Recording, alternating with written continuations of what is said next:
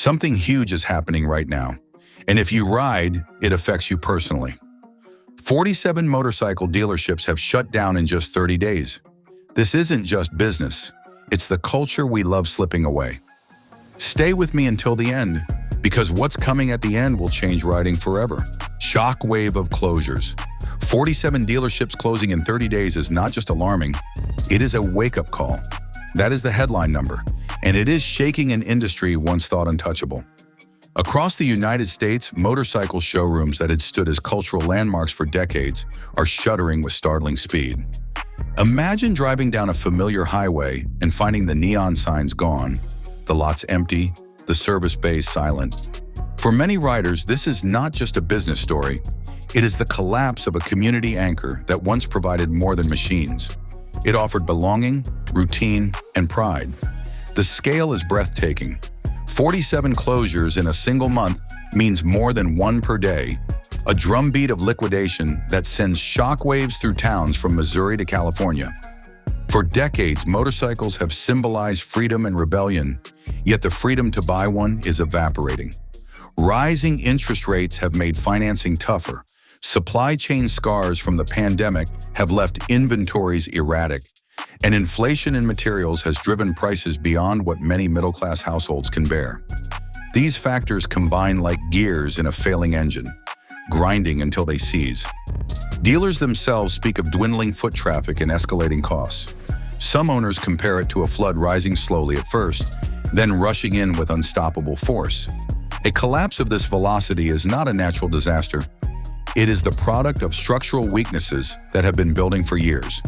The question is, what exactly created the cracks that turned into a tidal wave? And that is where the story turns, because the first culprit is not falling demand, but a hidden trap built into the very walls of the dealerships themselves. The Taj Mahal trap. These were not dealerships. They were monuments that bankrupted their builders. That is how one veteran rider described the glass-walled Harley-Davidson showrooms that sprouted across America in the early 2000s. These oversized Taj Mahal stores, complete with gleaming atriums and sprawling service floors, were meant to showcase the prestige of the brand. Instead, they became financial anchors dragging owners under.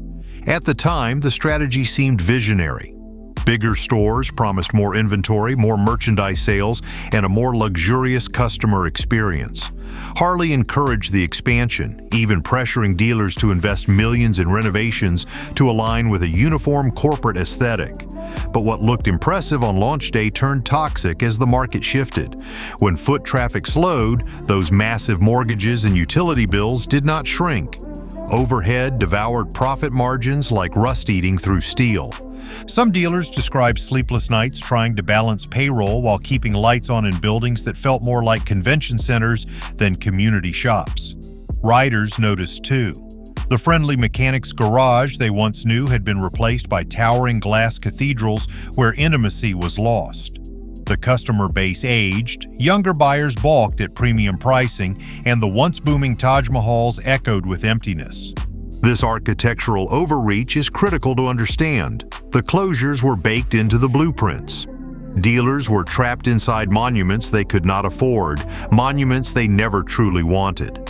Yet the most brutal truth is that the fault does not rest entirely with the buildings. The trap tightened because corporate hands kept pulling the rope. And that takes us straight into the boardroom, where the real squeeze was engineered. If you're with me so far, drop a like right now and share your thoughts in the comments. Your voice matters here. The more you engage, the louder this story gets, and together we keep the truth alive. Boardroom squeeze. The collapse was not random. It was orchestrated from Milwaukee boardrooms. Harley-Davidson's corporate strategy, critics argue, put immense strain on its own dealer network. Reports from the Harley-Davidson Dealer Council accuse headquarters of demanding costly remodels, pushing excessive inventory, and siphoning margins upward while local operators gasped for air. Dealers were told to stock models they could not sell, flooding showrooms with unsold bikes. Some compared it to being force-fed beyond capacity, only to watch the value of their inventory sink as new models rolled out. At the same time, headquarters pushed ambitious sales targets disconnected from reality, leaving local managers caught between loyalty to the brand and survival of their businesses. The resentment has been simmering for years. Owners whispered about being treated as tenants in their own houses, coerced into costly renovations that benefited corporate image but crippled cash flow. When sales slowed and interest rates rose, these demands became unbearable. It was not merely the economy that broke dealerships, it was the steady tightening of screws from the very company they served.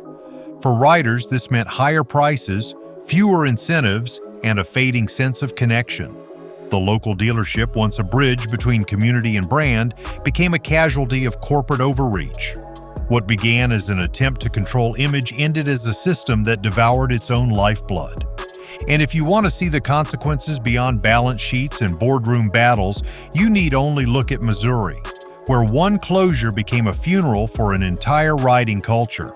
Protect your ride and your wallet while dealers reshuffle. Grab the proven gear I trust. Link is in the description. The Missouri Funeral. When one Missouri showroom went dark, the silence echoed through every kitchen table. That was the reaction when Hideout Harley-Davidson in Joplin announced its closure. For years, this dealership was more than a retailer. It hosted weekend rides, charity events, and training courses that brought generations into the saddle. Its showroom was a clubhouse for riders who saw their bikes not just as transport, but as identity. When the doors locked for the last time, workers lost their paychecks, riders lost their gathering spot, and families lost a piece of their heritage.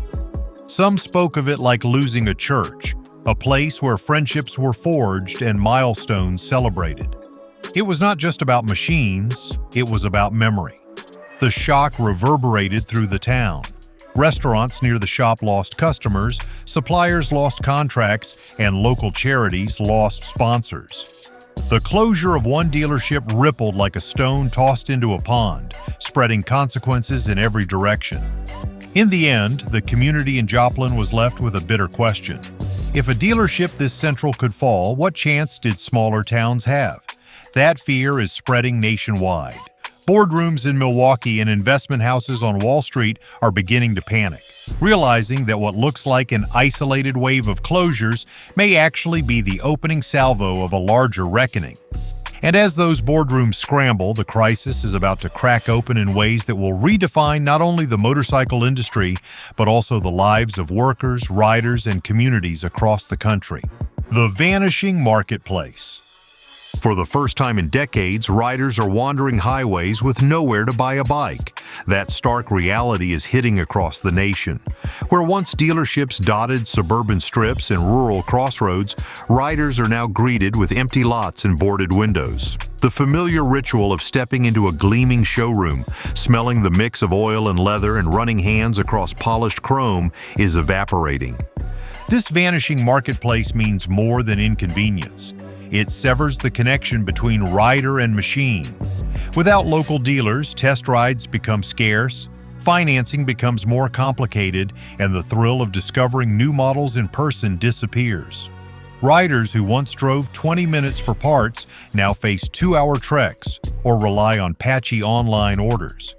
Even basic gear like helmets and gloves traditionally bought in trusted shops now require blind clicks and guesswork. For many, it feels like the open road is shrinking. The marketplace once felt like a living ecosystem, a place where community met commerce. Without it, the act of buying a motorcycle becomes cold, impersonal, and detached. This emptiness raises a pressing question. How will consumers adapt when their traditional hub has been ripped away? The answer, as it turns out, is that the marketplace has not disappeared. It has mutated into a digital realm. Rise of the digital showroom. The showroom did not vanish, it moved to your laptop. In response to collapsing dealerships, manufacturers have rushed to reframe the customer experience. Brands are pivoting toward online, direct-to-consumer platforms where a motorcycle can be customized, financed, and delivered without stepping foot in a dealership. At first glance, this appears convenient. Virtual configurators allow buyers to select paint, trim, and accessories with a few clicks.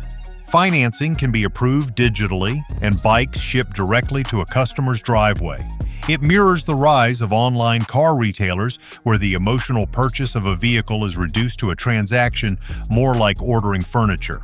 Yet the shift carries hidden consequences. Without dealers as intermediaries, customers lose advocates who once negotiated pricing and provided personalized advice. Warranty disputes, once handled face-to-face, become tangled in customer service phone lines. The tactile experience, the smell of rubber, the feel of the seat, the sound of the engine vanishes behind screens. For a culture built on touch, sound, and adrenaline, this is no small sacrifice. Most troubling, the digital pivot leaves thousands of dealership workers stranded. Sales staff, managers, and even veteran mechanics find themselves replaced by algorithms and shipping companies. And where do those workers turn when their livelihoods evaporate? The answer lies in the garages and workshops, where a different kind of rebellion begins to brew. The mechanics' revolt. When the showroom closed, the paychecks went with it, and workers are not staying silent. Across the nation, technicians and service crews who once kept the engines of American motorcycling running are standing on picket lines instead of service bays. Many have joined unions demanding retraining, severance, or a place in the new electric transition. For years, these workers were the unsung backbone of the motorcycle economy. They fixed engines in the dead of winter, rebuilt wrecks for grateful families, and kept classic bikes alive when parts were scarce. Now they watch corporate shifts erase their relevance. Some describe the betrayal as worse than any layoff. They see it as the tearing apart of a craft handed down for generations. Independent shops are swelling as displaced mechanics try to build survival networks. Pop-up garages and warehouses, backyard service sheds, and traveling repair crews have sprung up, offering riders alternatives to digital-only systems. These grassroots efforts highlight the resilience of workers, but also the vulnerability of an industry that assumed loyalty would survive without jobs. As mechanics protest, unions lobby, and communities rally, the fight catches the attention of politicians. And when politics enters the garage, the conflict roars into a new and unpredictable arena. Capitol Hill roars. Suddenly, motorcycles were not just chrome and rubber, they were politics on two wheels. The collapse of dealerships and the revolt of workers forced lawmakers to act. Capitol Hill seized on the crisis, weaving it into battles over trade, electrification, and labor rights. For some, the closures became proof that foreign competition and lax trade policies were hollowing out American industries. For others, it was an argument that electrification must accelerate with or without the old dealer networks. Hearings brought executives, union leaders, and small-town mayors into the same chambers. Politicians thundered about protecting jobs, rebuilding manufacturing, and defending communities abandoned by corporate strategy. Campaigns adopted the crisis as a rallying cry, with promises of subsidies for electric motorcycles, tax breaks for new factories, and protections for displaced workers. Yet the political roar often masked competing agendas. Some leaders saw opportunity to push tariffs on imported bikes, reshaping global trade. Others framed the shutdown as part of a broader transition toward digital commerce and green energy. For riders and workers, it was hard to know whether these speeches meant real relief or just posturing. Still, the debate marked a turning point. Motorcycles, once niche in national policy, now sat at the center of discussions about jobs, trade, and identity. But this fight did not stop at Washington. It began spilling into the global arena where foreign rivals waited to seize advantage. China's silent triumph. As United States dealerships died, cargo ships from Shenzhen delivered their replacements. That is how industry watchers now describe the quiet advance of Chinese motorcycle manufacturers into the American vacuum. While legacy brands watched their showrooms collapse, companies from China seized the moment. With bikes priced thousands lower, running on simple but reliable engineering, they arrived just as American riders were desperate for affordable alternatives. For years, Chinese motorcycles were dismissed as knockoffs or cheap imitations, but by 2025, the calculus had shifted. Improved quality control, stronger batteries for electric scooters, and sleek designs made them more competitive than ever. When an American rider could no longer buy from a local Harley-Davidson dealer, an imported model from Shenzhen or Guangzhou suddenly looked like a lifeline. The most powerful weapon was price. Some entry-level Chinese motorcycles sold for less than half the cost of comparable Japanese or American bikes. Dealers that survived the shutdown began quietly stocking them, often rebranding imports to avoid stigma. Riders, frustrated by vanishing options, embraced the machines despite old prejudices. China's move was subtle but decisive. While America mourned closures, China filled the gap with steel and lithium. But in the Pacific, another giant refused to let the crown slip so easily. Tokyo's counterstrike. While America bled, Japan sharpened its knives. The collapse of American dealerships created an opening, but Japanese giants like Honda, Yamaha, and Kawasaki were not about to cede ground to Chinese newcomers. With decades of trust built among riders, these brands saw the chaos as a chance to reassert dominance. Honda rolled out flexible financing programs, allowing buyers to secure motorcycles directly through apps and pick up bikes at regional hubs. Yamaha doubled down on electric experimentation, pushing lightweight e-bikes designed for younger riders priced out of heavy cruisers. Kawasaki leaned on its racing heritage, offering stripped-down models that emphasized performance at affordable cost. Unlike Chinese firms, the Japanese carried a legacy of reliability. Riders who grew up with Hondas in the 1980s or Yamahas in the 1990s were more willing to stick with brands they trusted, even if costs were slightly higher. Dealers in the shrinking American network often pivoted to Japanese imports, knowing their reputations would sell even in uncertain times. Tokyo's strategy was not just about protecting markets, it was about pushing back against Beijing. By harnessing history, quality, and innovation, the Japanese manufacturers sought to blunt China's silent triumph. But across the Atlantic, another region struggled to respond, caught between pride and paralysis. Europe's misturn. Europe thought heritage could save them, until the floor fell out. Brands like BMW Motorrad and Ducati had long leaned on prestige, believing their loyal customers would keep sales strong. But as the dealership collapse reshaped the market, their slow adaptation left them exposed. European manufacturers often treated digital transformation as an afterthought, clinging to boutique dealerships and luxury pricing. Riders looking for affordable options or digital convenience turned elsewhere. Ducati's premium sports bikes dazzled enthusiasts but alienated younger buyers with sticker shock. BMW's technology-packed Tourers impressed critics, but came with costs out of step with an era of belt-tightening. The result was erosion of market share just as Chinese and Japanese rivals surged. Even loyal fans in Europe began considering alternatives when local dealerships closed or struggled with inventory. Governments in Germany and Italy promised subsidies, but bureaucratic delays blunted their impact.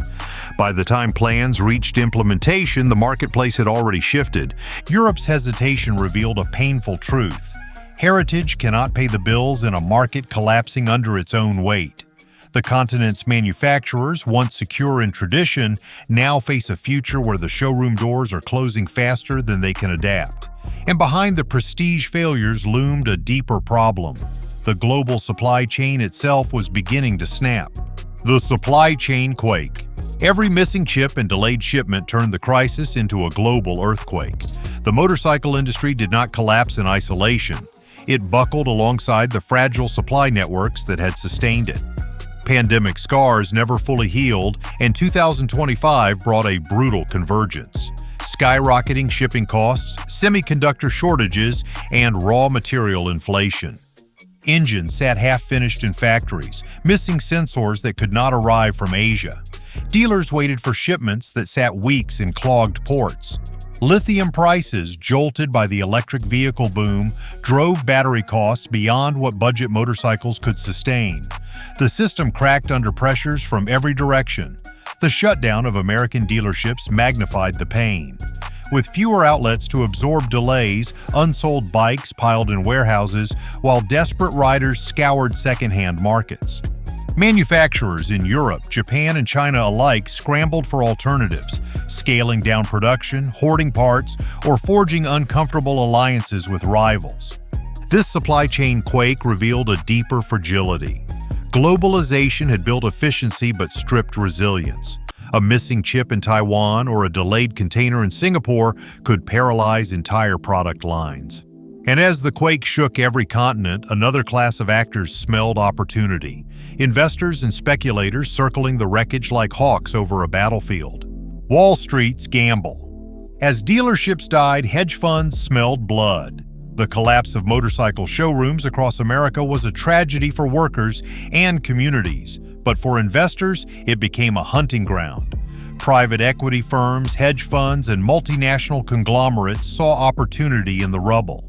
They began buying distressed dealerships for pennies on the dollar, consolidating them into mega chains with streamlined operations.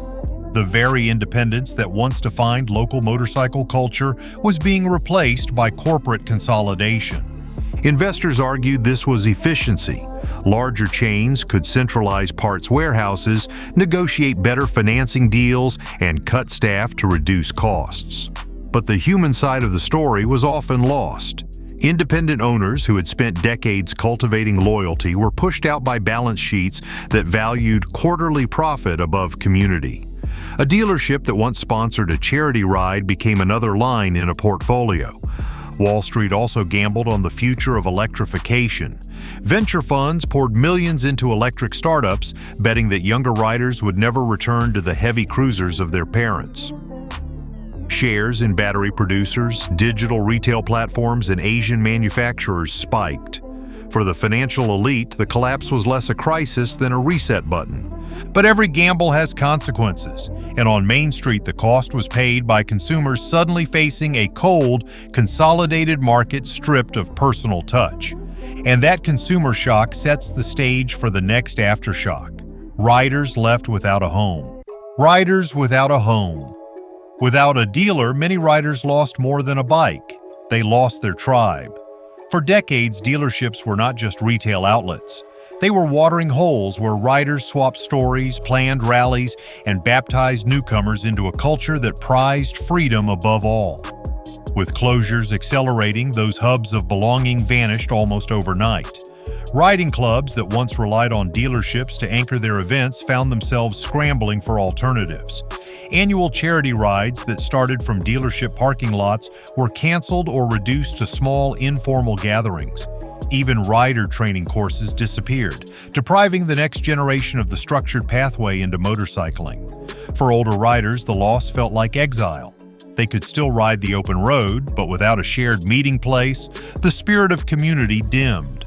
In some towns, riders tried to recreate the experience in diners or rented halls. But the sense of permanence and pride that came from walking into a gleaming showroom, shaking hands with a familiar salesperson, and riding out with a group simply could not be replicated. What remained was fragmentation, a culture scattered into fragments across social media and roadside cafes. Yet as one generation mourned, another was quietly rewriting the definition of motorcycling itself. And it looked nothing like the chrome-heavy vision of the past. The Gen Z turn. For Generation Z, chrome is not cool. Apps are. Younger consumers raised in a world of climate anxiety and digital convenience were never seduced by the rumble of a heavyweight cruiser. Instead, they gravitated toward electric motorcycles, lightweight scooters, and even subscription-based mobility services. For them, the motorcycle was less a lifestyle statement and more a functional tool. Efficient, affordable, and often silent. This generational pivot became glaring as dealerships closed. While older riders lamented the loss of community, younger buyers had no nostalgia to mourn. They were comfortable ordering vehicles online, paying through apps, and charging their bikes like smartphones. Brands that adapted, launching compact e-bikes and app-integrated service platforms, found an eager audience. Those that clung to the past lost relevance by the month. Cultural identity shifted too.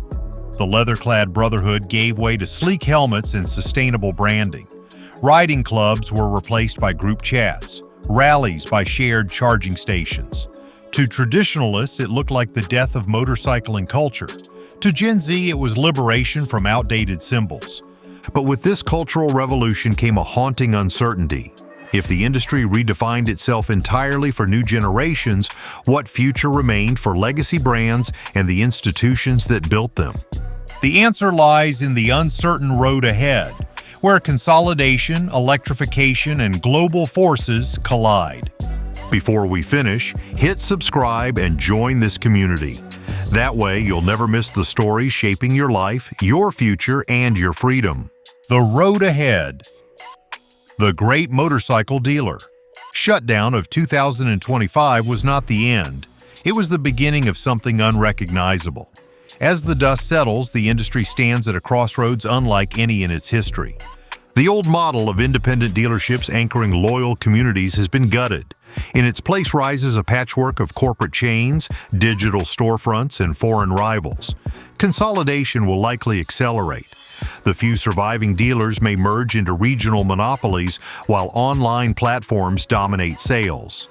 Electrification will continue, driven less by passion than by necessity, as governments tighten emission standards and consumers demand sustainability. Global realignment is inevitable.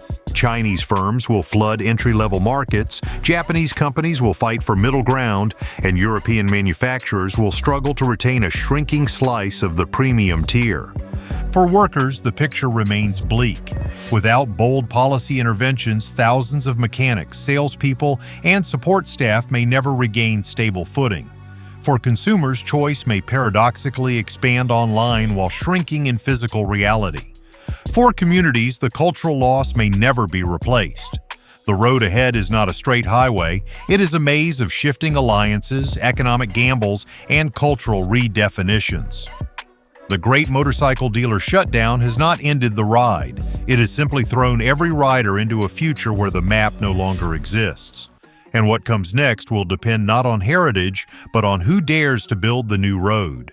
The Great Motorcycle Dealer Shutdown of 2025 is already rewriting the road ahead, and this is just the beginning. If this opened your eyes, hit subscribe right now. Join a community that refuses to be left behind. Turn on notifications, drop your thoughts in the comments, and share this video so more riders, workers, and families know the truth before it is too late.